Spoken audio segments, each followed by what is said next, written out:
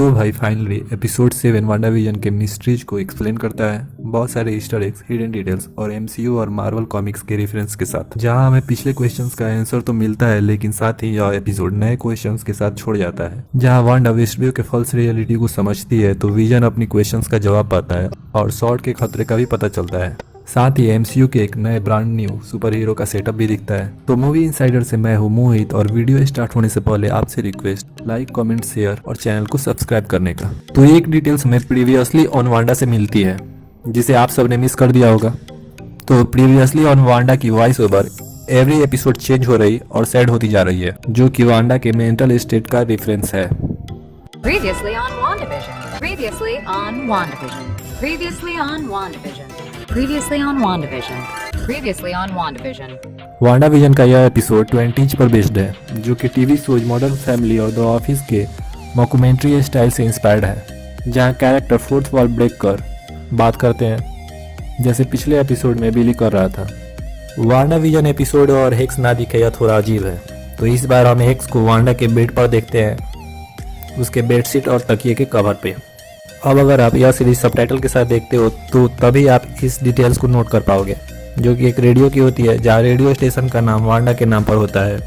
Wanda के हाथ में ब्रेकफास्ट के लिए एक पैकेट है जिसका नाम शुगर स्नैप है, जो कि थैनोस का रिफरेंस है इन्फिनिटी वार से, जहाँ इन्फिनिटी वार में इन्फिनिटी स्टोन का यूज कर फिंगर स्नैप से आधी दुनिया को उसने खत्म कर दिया था, जिसके लिए उसने विजन का माइंड स्टोन निकाल उसे मार डाला था। रेड कलर वांडा विजन में इंपॉर्टेंट कलर है, जैसा पिछले एपिसोड में भी दिखता है। पहले रेड हेलीकॉप्टर, फिर डॉटी के हाथ पर लाल खून, जो कि वांडा के पावर से जुड़ा है। सो यहाँ भी उस रेड कलर को देखते हैं। मिल्क के डिब्बे पर एक मिसिंग चाइल्ड की खबर होती है। अब चाइल्ड की क्लियर पिक तो नहीं दिखती, लेकिन यह हिंट्स हो सकता है कि वेस्टव्यू में जितने बच्चे पिछले एपिसोड में दिखे थे वो सभी मिसिंग हो, या फिर इस एपिसोड से बिली और टॉमी के मिसिंग होने की हिंट्स हो। साथ ही ऐसी थ्योरी भी आ रही है कि यह मिसिंग बच्चा स्टार लॉर्ड हो, जो कि गार्डियन ऑफ गैलेक्सी के स्टार्टिंग में अर्थ से गायब हो गया था। तो इस वीक का ओपनिंग थीम सॉन्ग वांडा पर बेस्ड है, जिसकी ओपनिंग साउंड द ऑफिस के काफ़ी सिमिलर है। साथ ही थीम सॉन्ग में वांडा ने बहुत सारे फॉर्मेट में वीडियो फुटेज में दिखते हैं, जो कि एक दूसरे सिटकॉम हैप्पी एंडिंग के ओपनिंग क्रेडिट का डायरेक्ट रेफरेंस है। लेकिन यह theme song lastly modern family के टाइटल कार्ड पर खत्म होती है। इनफैक्ट एमसीयू की बहुत सारी मूवी डायरेक्ट करने से पहले एंटोनी एंड जो रूसो हैप्पी एंडिंग के एग्जीक्यूटिव प्रोड्यूसर और डायरेक्टर थे। साथ ही मैट सेकमैन, जिन्होंने वांडाविजन के सभी एपिसोड को डायरेक्ट किया है, उन्होंने हैप्पी एंडिंग के एक एपिसोड को डायरेक्ट किया था। ओपनिंग क्रेडिट में लाइसेंस प्लेट का नंबर 122822 है, जो कि रिफरेंस है लीजेंड स्टेनली के डेट ऑफ बर्थ का, जो कि 22 दिसंबर 1922 है। तो शायद यह स्टेनली का वांडाविजन वर्जन कैमियो हो। आगे ओपनिंग टाइटल सॉन्ग में दीवार पर एक मैसेज को देखते हैं, जो कि I know what you are doing Wanda होता है। मतलब वांडा के मैनिपुलेटिंग वेस्टव्यू में कोई ऐसा है जिसे वांडा के बारे में पता है। और आगे एपिसोड के लास्ट में यह क्लियर हो जाता है कि यह मैसेज किसने छोड़ा होगा। और ओपनिंग क्रेडिट में कैलेंडर पर एक हार्ट बना दिखता है, जो कि एपिसोड 1 में कैलेंडर पर बने हार्ट का रेफरेंस हो सकता है। अब अगर आपने नोटिस किया होगा तो वांडा का इंटरव्यू एग्निस ले रही होती है, जैसा लास्ट में अगाथा थीम सॉन्ग में दिखता है। लेकिन इंटरव्यू के एक क्लिप में हमें मेल वॉइस साउंड सुनाई देता है, ना कि एग्निस की फीमेल वॉइस साउंड। सो यह इंटरेस्टिंग था कि वह मेल साउंड किसकी थी, मे बी एग्निस के पति राल्फ की। जैसा कि पिछले एपिसोड में डर्सी कार के साथ चैन से बंधी होती है जब हेक एक्सपांड होता है और पूरा सॉर्ड बेस सर्कस में बदल जाता है, तो इस एपिसोड में डर्सी उसी सर्कस की एक स्केप आर्टिस्ट मेंबर होती है जो चैन से बंधी दिखती है। और फिर से पूरे एपिसोड में ट्विंस के आउटफिट का कलर उनके सुपर हीरो कॉस्ट्यूम के कलर का होता है। और साथ ही वांडा और बिली दोनों ही रेड पहने दिखते हैं, जो कि बताता है कि वांडा और बिली के पास सिमिलर पावर है। जब घर के अंदर वांडा की रियलिटी क्रैक होती है तो हम वहाँ स्टेयर्स को एपिसोड 3 के स्टेयर्स में बदलते देखते हैं। साथ ही एपिसोड 1 में एग्निस के द्वारा लाए गए प्लांट को भी देख सकते हैं। और एपिसोड 3 से स्टॉट को भी, जो पेंटिंग से जिंदा हो गया होता है उसी रेड मैजिक के साथ। वही शॉर्ट के नए बेस पर यह पता चलता है कि अब कोई सिटकॉम का ब्रॉडकास्ट नहीं हो रहा, क्योंकि वांडा ने खुद को रेस्ट दिया होता है, या फिर अगाथा ने ब्रॉडकास्ट सिग्नल को ब्लॉक कर दिया हो, जिससे कि वह अपनी अगली मूव प्रिपेयर कर पाए। साथ ही यह एपिसोड 20 पर है, तो नए एरा के सिटकॉम का सवाल ही नहीं है अगले एपिसोड में। साथ ही एग्निस खुद के इंटरव्यू में बोलती है, जो कि हिंट्स देता है कि अगाथा वांडा को सजा दे रही है। और लास्ट में आगाथा वांडा को बोलती है कि फाइनली हम मिल गए। मतलब आगाथा वांडा को पहले से जानती है।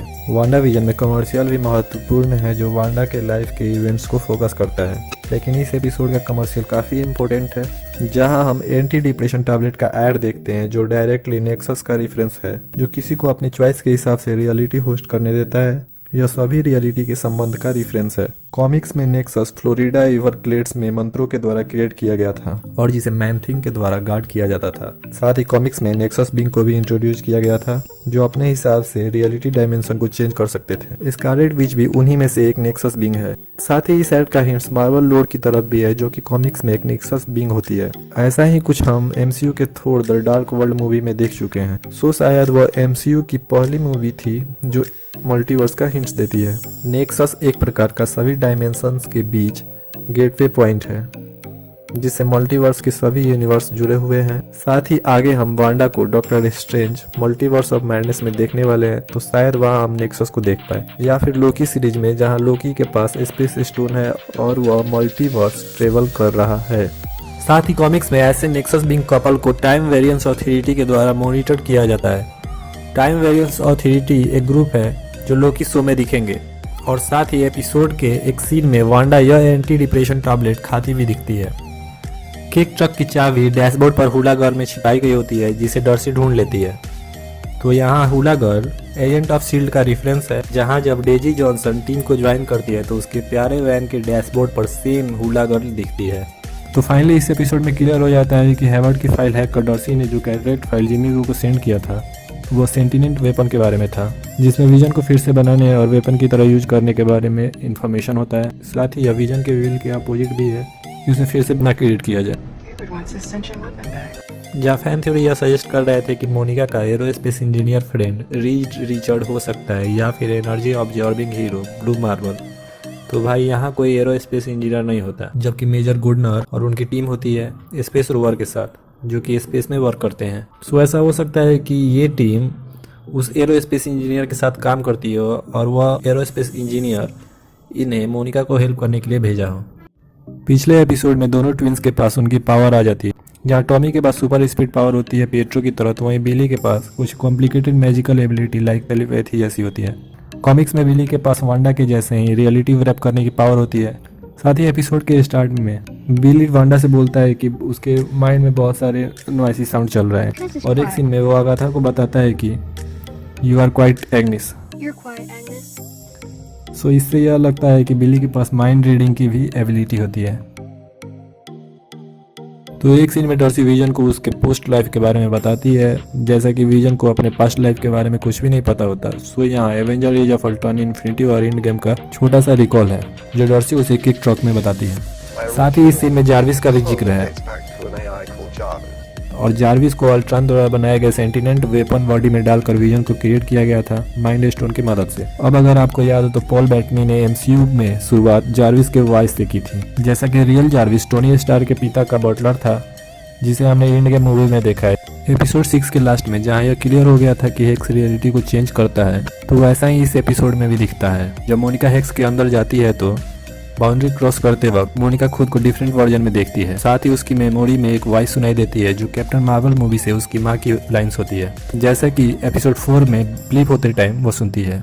और मोनिका रेनबो एमसीयू की न्यू सुपर हीरो बनती है, शायद एमसीयू की पहली ब्लैक सुपर हीरो जिसके पास स्पेक्ट्रम की पावर होती है, जहां वह वेस्टव्यू के अंदर एनर्जी के फ्लो को भी देख पाती है। और वही एक सीन मुझे डेडपूल के डायलॉग की याद दिलाती है जब मोनिका जमीन पर लैंड करती है तो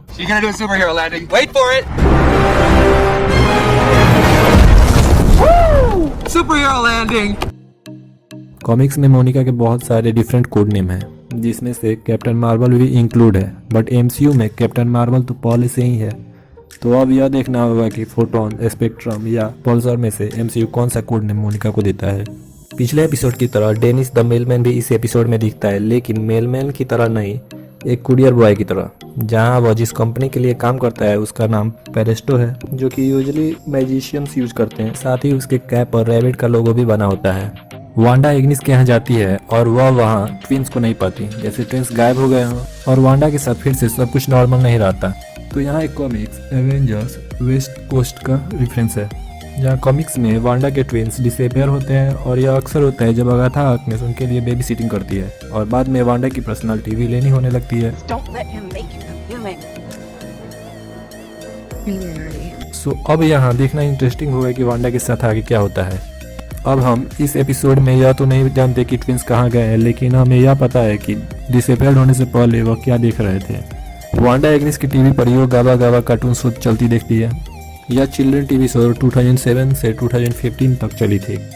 एग्निस के हाउस में कर्टन पर सिकेड एक प्रकार की मक्खी दिखती है। जब वांडा अपने ट्विंस को ढूंढने उसके घर जाती है और वही मक्खी उसे बेसमेंट में भी दिखती है, जो कि मेफिस्टो का हिंट्स है, जहां कॉमिक्स में उसकी पहली अपीयरेंस इसी फॉर्म में हुई थी। साथ ही एग्निस अपने इंटरव्यू के दौरान बोलती है, Ralph says I sugarcoat things, but मतलब कि एग्निस जितनी बूढ़ी दिख रही है वह उससे भी ज्यादा बूढ़ी है।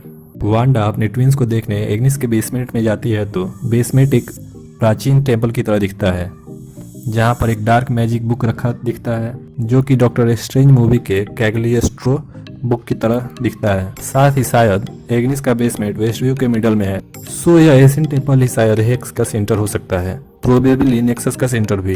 तो यह बुक 1974 में आई फियर इशू 11 के बुक के जैसी ही है, जहां पर इस बुक में से मंत्र को पढ़कर पोर्टल क्रिएट किया गया था और इस तरह पहली बार नेक्सस को इंट्रोड्यूस कराया गया। सेम ऐसी ही dark magic book Darkhold को एजेंट ऑफ शील्ड में इंट्रोड्यूस करा दिया गया है, जिसके कैरेक्टर्स को छोड़ एमसीयू के साथ ज्यादा कनेक्शन नहीं है। डार्क होल्ड बुक एक इनक्रेडिबली पावरफुल बुक है जिसे चीटोन ने लिखा है। चीटोन एक डेमन या फिर इल्डर गॉड है जो कॉमिक्स में वांडा और अगाथा के बहुत सी स्टोरी में दिखा है। ऐसा भी कहा जा रहा है कि यह वही बुक है जिससे वैम्पायर, वेयरवुल्फ और भी बहुत कुछ क्रिएट किया गया है। तो जहां वैम्पायर को ब्लेड मूवी में, तो वेयरवुल्फ को शायद मून नाइट में देखें, जो कि एमसीयू की अपकमिंग प्रोजेक्ट है। सो आगे हम इस डार्क होल्ड बुक को भी देख सके, जो कि एमसीयू की सुपरनेचुरल मूवी का की होगी। साथ ही अगर आपने गौर किया होगा तो बुक पर ऑरेंज एनर्जी फील्ड जैसा दिखता है, न कि पर्पल, जो कि अगाथा के लिए होता है। सो शायद यहाँ अगाथा के अलावा और कोई भी सिनिस्टर एनर्जी वाला हो। साथ ही 2016 की डॉक्टर स्ट्रेंज मूवी में एक लाइब्रेरी को इंट्रोड्यूस किया गया था, जिसमें एक फॉरबिडन सेक्शन था जहां कैगलेस्ट्रो बुक रखा होता है। फैन थ्योरी के अनुसार उस सेक्शन में एक बुक मिसिंग था जो कि हेक्सागोनल शेप का था, तो यह डार्क मैजिक बुक वह मिसिंग बुक हो सकती है। सो आगे हम यह बुक डॉक्टर स्ट्रेंज के सीक्वल में देखें, जैसे कि वांडा भी इस मूवी में जुड़ी होगी। लेकिन फिर से यह बुक डार्क होल्ड और कैगलेस्ट्रो बुक के सिमिलर तो है, बट उनसे अलग दिख रही है। इस एपिसोड में अगाथा हार्कनेस की एमसीयू में ऑफिशियली एंट्री हो जाती है, जहां बेसमेंट में एग्निस खुद को अगाथा हार्कनेस के नाम से इंट्रोड्यूस कराती है। the name's Agatha Harkness. Comics में अगाथा हार्कनेस एक ग्रे कैरेक्टर है जो सोर्सरेस विच है। वांडा के लिए कॉमिक्स में दोस्त और दुश्मन दोनों की तरह देखती है, तो शायद वांडा विजन में वही विलेन हो जिसने वांडा मैजिकल हेक्स को अपने हिसाब से मैनिपुलेट किया हो और वांडा के डॉग स्पार्की को मारा है। killed Sparky too. साथ ही अगर आप गौर करोगे तो जैसे वांडा की पावर को रेड कलर से डिनोट करते हैं, तो यहाँ अगाथा के लिए पर्पल कलर दिखता है और कॉमिक्स में अगाथा का सिग्नेचर कलर पर्पल है। और पिछले एपिसोड में आपने गौर किया होगा तो जब विजन हेक्स से बाहर निकलने के लिए जाता है तो हेक्स का कलर बाहर से तो रेड दिखता है, लेकिन अंदर से वह पर्पल कलर का होता है। तो यह एपिसोड वांडा की अलग ही रियलिटी बताती है, जो कि एक सोर्सरस मतलब कि जादूगरनी की होती है, जब अगाथा हार्कनेस वांडा को मैजिक यूजर से डिस्क्राइब करती है। Magical girl in town, did you? लेकिन इससे पहले वांडा और उसके भाई पिएट्रो को एमसीयू में मिराकल से इंट्रोड्यूस किया गया था, जहां बताया गया है कि उन्हें यह पावर माइंड स्टोन से मिली है। तो अब एमसीयू ने मैजिक जैसा कुछ इंट्रोड्यूस किया है, जिससे यह आइडिया मिल जाता है कि वांडा जादूगरनी हो सकती है, जिसके पास मैजिकल पावर तो पहले से थी ही, बस माइंड स्टोन ने उस पावर को अनलॉक कर दिया। और आगे शायद हम वांडा को स्कारलेट विच नाम से जाने, जैसा कि कॉमिक्स में उसे पता चलता है कि उसकी रियल माँ उससे पहले स्कारलेट विच होती है। तो यह एपिसोड पिछले सारे थ्योरीज और र्यूमर पर विराम लगाती है, जिसमें वेस्टव्यू हेक्स के लिए मेफिस्टो या फिर नाइटमेयर या फिर शॉर्ट डायरेक्टर हैवर्ड का नाम आ रहा था। तो यहाँ यह क्लियर हो जाता है कि इसके पीछे एग्निस है, जो कि मार्वल कॉमिक्स की कैरेक्टर अगाथा हार्कनेस है, जो कि बहुत पुरानी और शक्तिशाली विच है। कॉमिक्स में उसके कुछ इविल मोटिव्स होते हैं, लेकिन वह कभी भी कॉमिक्स में फुल्ली इविल नहीं रही है। सो कॉमिक्स के स्टोरी पर ध्यान दे तो यह चौंकाने वाला होता है कि वेस्टव्यू रियलिटी की मास्टरमाइंड एग्निस है, या फिर वह किसी के ऑर्डर पर यह कर रही हो। साथ ही एग्निस ने अक्सर इस शो में अपने पति राल्फ का मेंशन किया है, लेकिन फिर भी उसे अभी तक स्क्रीन पर दिखाया नहीं गया है।